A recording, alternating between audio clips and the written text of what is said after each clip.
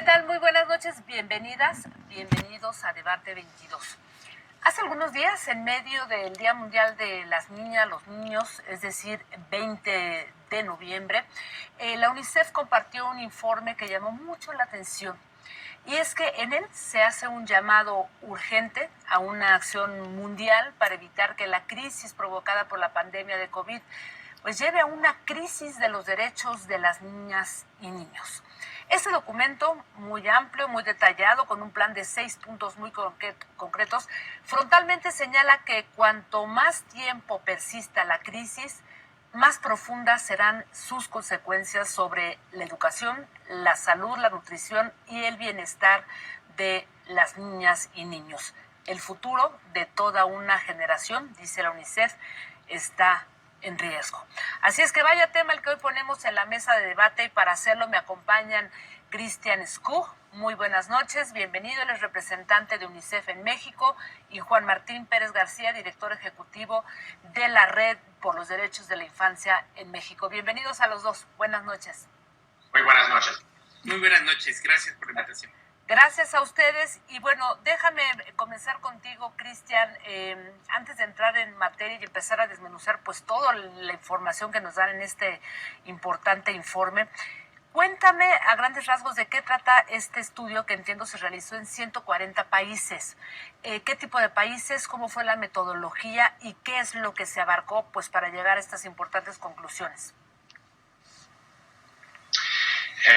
Mira, para nosotros en UNICEF un rol fundamental que tenemos es monitorear la situación de la niñez en los países en donde trabajamos. Entonces, recogemos la información de lo que en general, los estados mismos han generado durante esta pandemia para ver el estado de bienestar de los niños y cumplimiento a los derechos. 120 países es una muy buena muestra en donde trabajamos, pero hay de todo tipo de países, grandes, pequeños, pobres, menos pobres, para ver el bienestar de la niñez. Entonces, se hacen encuestas, ¿verdad? Se hacen encuestas, pero no en todos los países. En México sí, hemos hecho una encuesta de hogares. Esto no ha sido tan fácil en todos los países, pero sí en unos 10, 12 países hemos logrado tener datos un poco de primera mano, que es un poco más confiable, pero los datos administrativos de quien accede a la escuela, que es el estado nutricional, están vacunándose, etcétera, etcétera, son bastante confiables en los países. Y si no son datos confiables, no forman parte del informe. Ya, Juan Martín, una de las cosas que plantea este estudio y de cara a lo que se ha reproducido en diversos países por parte de las instituciones de salud, incluso de los propios medios de comunicación, es el mito de que los niños, las niñas, no enferman de COVID. ¿Qué están ustedes haciendo en el caso de México? Porque esto justamente se plantea como uno de los grandes mitos como resultado de este estudio en UNICEF. Sí, mira, Jacaranda, esto la propia Organización Mundial de la Salud, al inicio casi de la pandemia, en febrero, lo ubicó como parte de la infodemia. El hecho de que los niños y niñas no tuvieran estadísticamente una representación enorme en términos de letalidad del virus, no los hacía inmunes.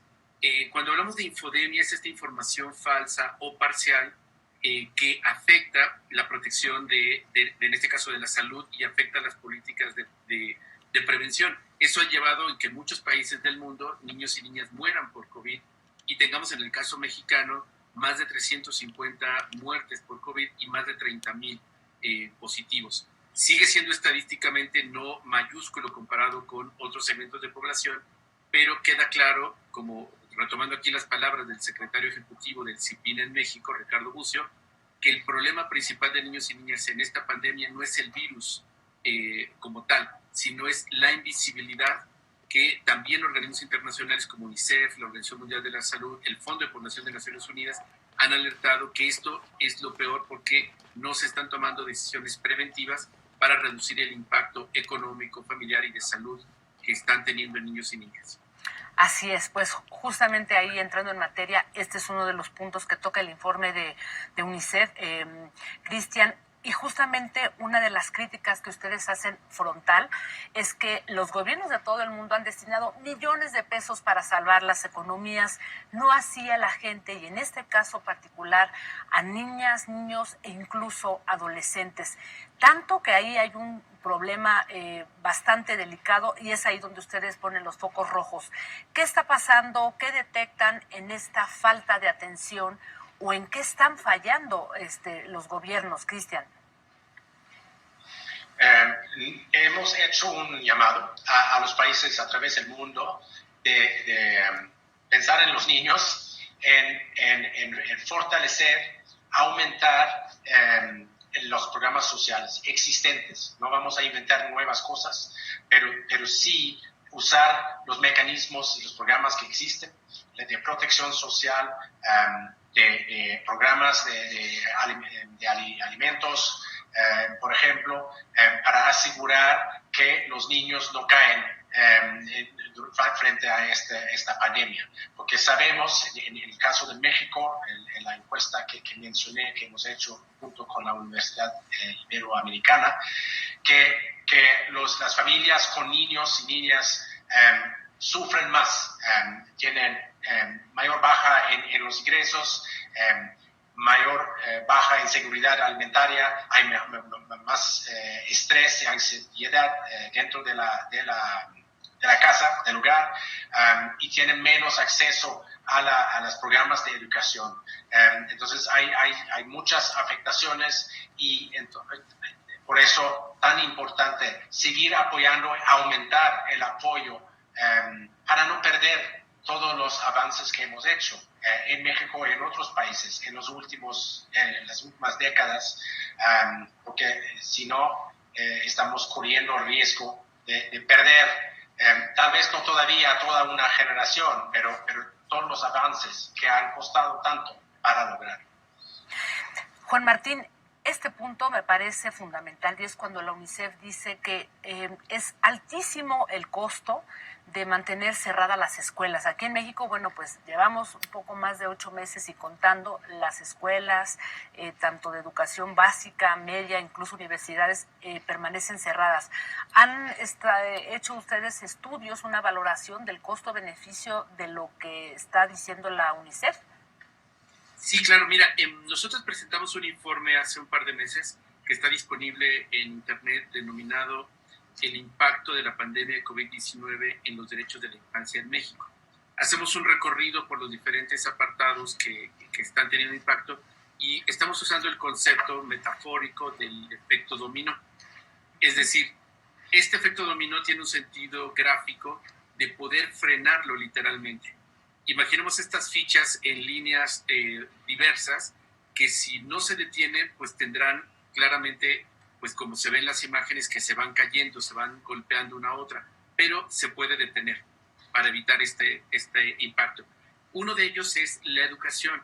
Ya Cristian ha comentado también sobre la parte alimentaria, los desempleos, y hay uno muy particular que se vincula con la comunidad educativa, y es que la neurociencia hace tiempo nos ha enseñado que el desarrollo metabólico y cognitivo de niños y niñas está directamente vinculado al movimiento. Cuando los niños y niñas no se mueven, tienen afectaciones que ya, por ejemplo, hace cerca de un mes en Inglaterra se presentó un estudio de los niños pequeños de 0 a 6 años que están teniendo regresiones, por ejemplo, pérdida de esfínteres, están teniendo menos palabras y dificultades para socializar. Y por eso es que aquí uno de los elementos que estamos destacando es la visión adultocéntrica. Y noten cómo hay una discriminación. Se abrieron restaurantes, se abrieron cines, centros de recreación para personas adultas, incluidos los gimnasios, pero no los espacios de socialización para niños y niñas. Uno de ellos es la escuela, pero no debemos de quedarnos atrapados con la condición del inmueble, sino la comunidad educativa. Esa es la clave. Otros países con menos ingresos económicos, y pongo ejemplos como República Dominicana, Costa Rica, Ecuador, que son economías más pequeñas, han apostado a cambiar el modelo y hacer un ejercicio híbrido. Desde aquellos que puedan ir presencialmente los que están en escuelas rurales o que pueden hacer salones en el espacio, digamos, al aire libre, y también lo que se les llaman como burbujas de seguridad, con pequeños núcleos de niños y niñas y maestros y maestras, además de apostar mucho a lo virtual.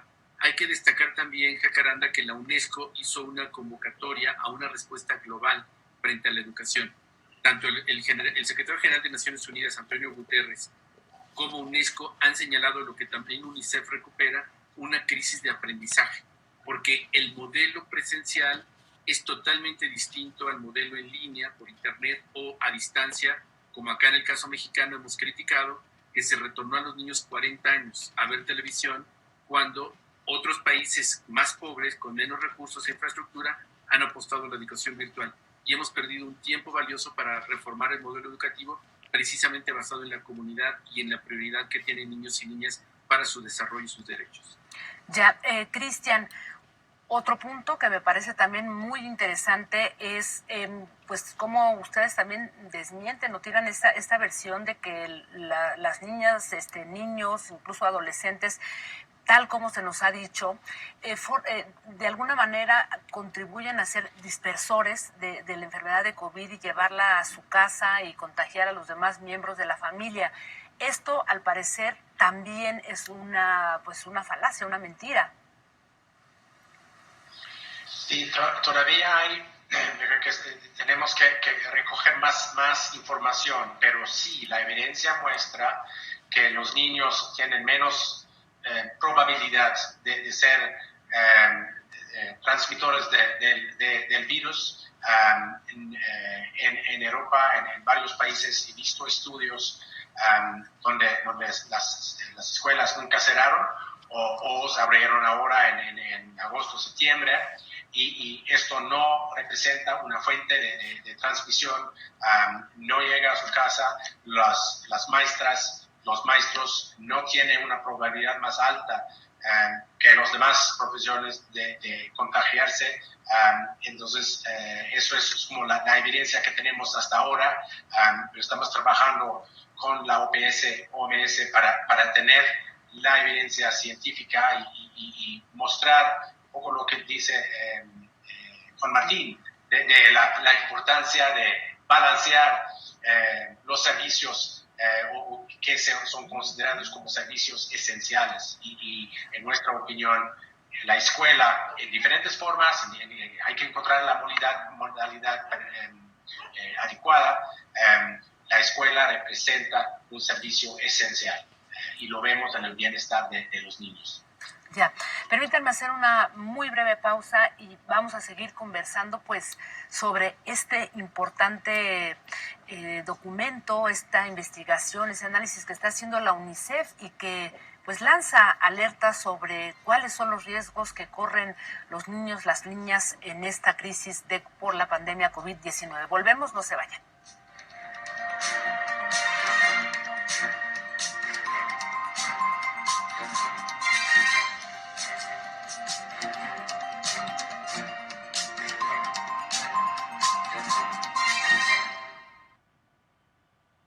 México y el mundo enfrentan situaciones inesperadas. Por ello, el paquete económico 2021 corrige fallas estructurales e impulsa políticas de apoyo a quienes más lo necesitan.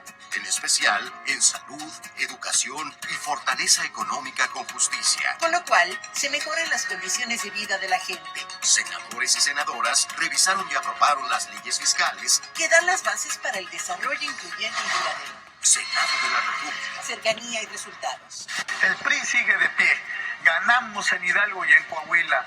Demostramos que la confianza en el PRI gana espacios y nos mantiene fuerte como partido político. Estamos trabajando 24 horas los 7 días de la semana para darte resultados. En el PRI sabemos gobernar y lo hemos demostrado. Hoy es tiempo de seguirlo haciendo.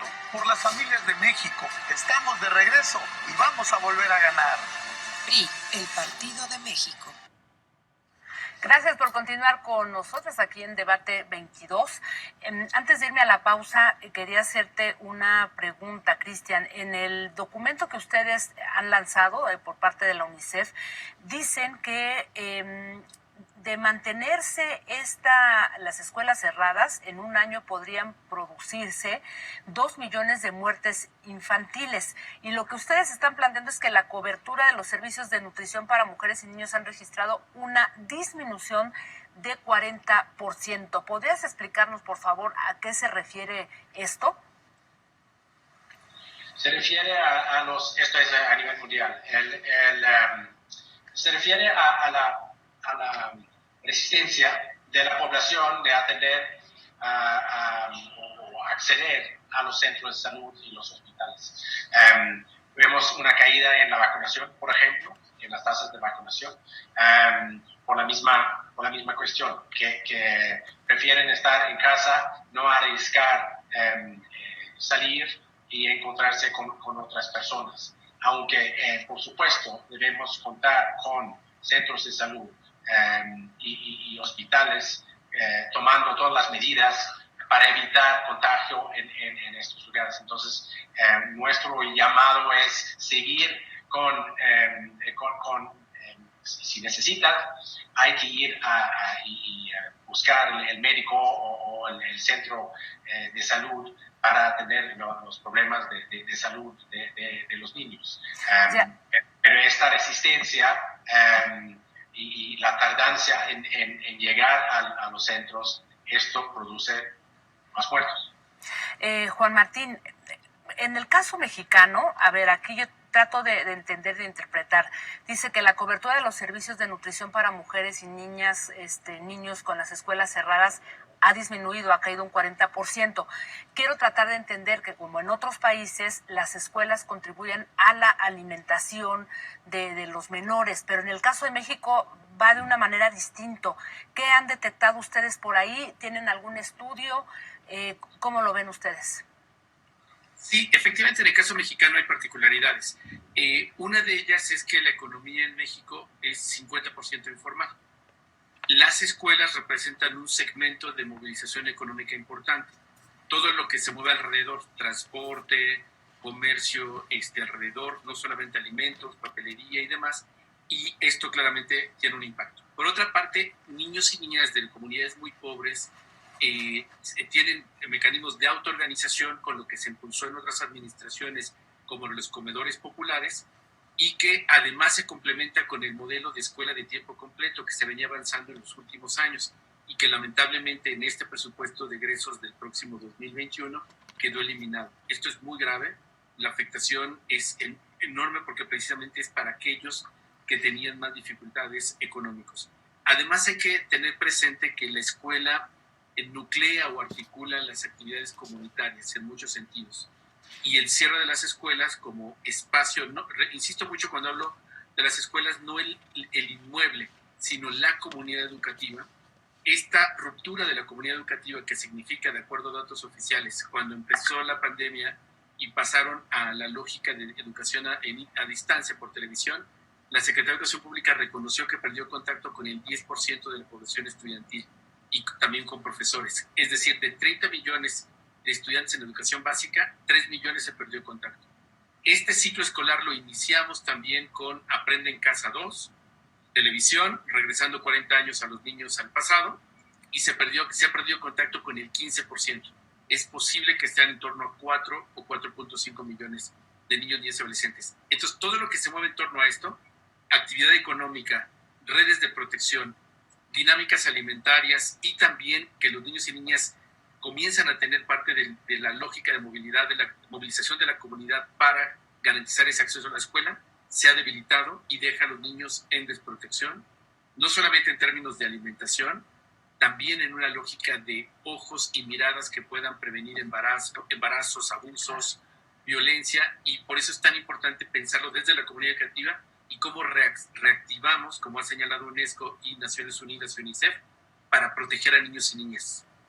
Así es, ahí estás tocando un punto fundamental y que me gustaría saber en el caso de UNICEF, si dentro de este documento y este plan de 6 puntos que se está proponiendo, el tema, por ejemplo, de la salud mental o de la violencia contra las niñas, contra los niños, se ha tomado en cuenta y cuál es la repercusión que ustedes están viendo en medio de esta pandemia por la COVID-19? Cristian. Vemos un aumento en las llamadas a 911, por ejemplo, en las víctimas de violencia dentro de la casa, mujeres y niñas sobre todo,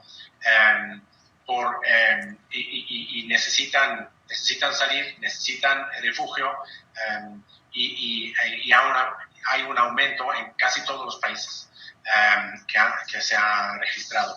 Esto es, puede ser normal si todos se encuentran en el mismo sitio durante todo el tiempo, aumenta la tensión dentro de la casa. Entonces es normal, por eso hay que continuar a considerar estos servicios de atender a las víctimas, de atender a estas líneas telefónicas, los refugios para las víctimas, considerar estos servicios como absolutamente esenciales.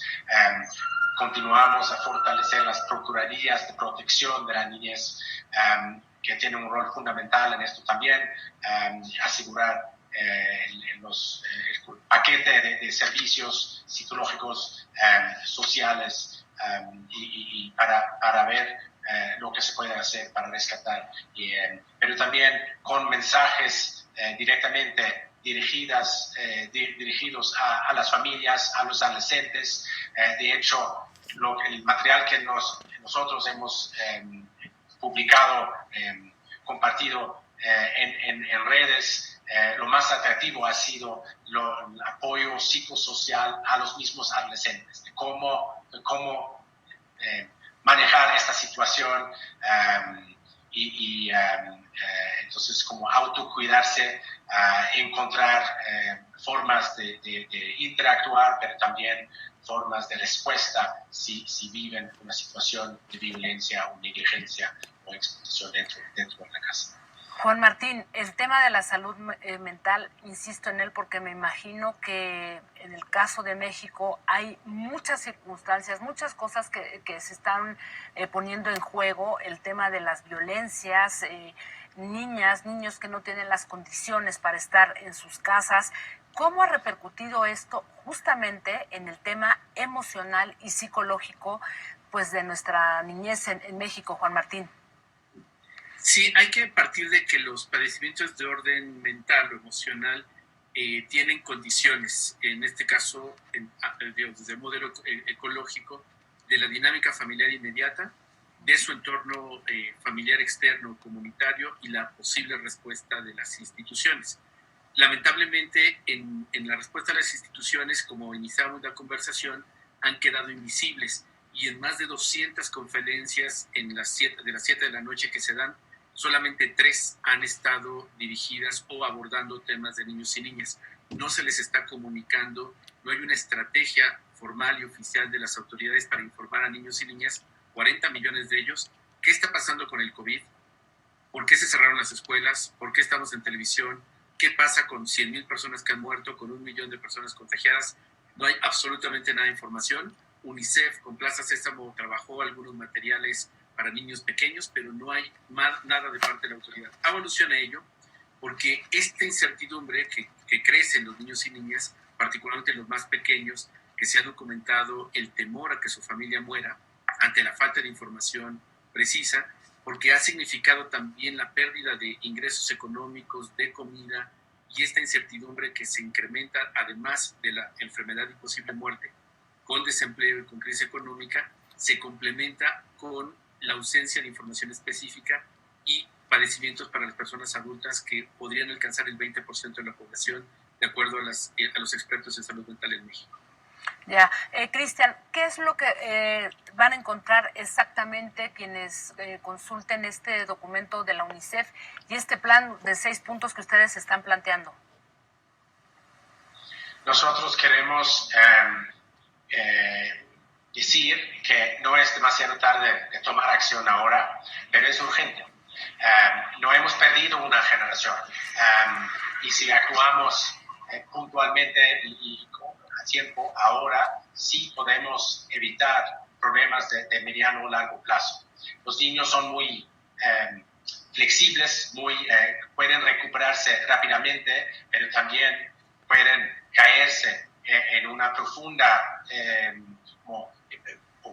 problemas de salud mental sobre todo, y su bienestar. Entonces hay que actuar ahora, aumentando el apoyo a ellos, considerando mucho más servicios que atienden a los niños como servicios esenciales. Entonces esto es como el llamado. No es demasiado tarde, pero sí tenemos que actuar ahora. Hay que privilegiar los niños, tienen sus derechos ahora y en el futuro, y es la mejor inversión que podemos hacer para la sociedad democrática, próspera, es tiempo de actuar ahora en México como en otros países.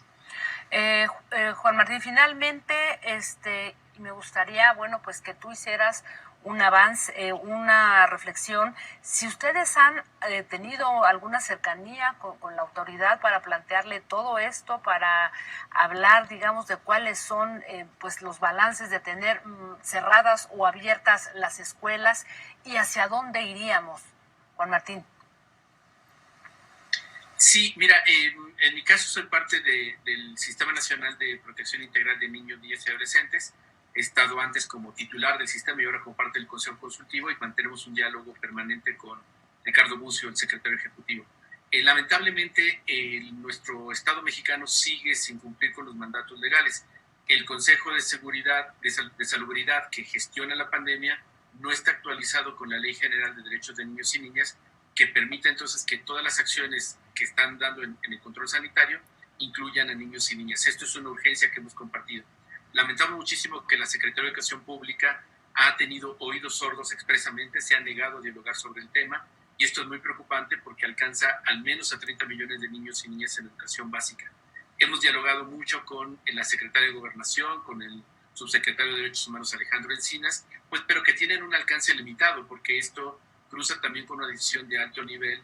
Me refiero con el propio presidente, con el subsecretario Gatell y Alcocer, que siguen desde la visión adultocéntrica sin mirar a niños y niñas. Creo, y lo que estamos haciendo es que tenemos que promover a que los niños y niñas, las personas adolescentes particularmente, sean escuchados y abrir todos los espacios posibles, y ojalá Jacaranda sea factible, precisamente que puedan dialogar con ellos y con ellas cómo están viviendo el impacto de la pandemia, porque si no aparece el Estado, que están ahorita ocupados en otras cosas, sí tenemos que buscar que ellos y sus familias, sus comunidades, logremos abrir estos espacios, incluso por su propia salud mental.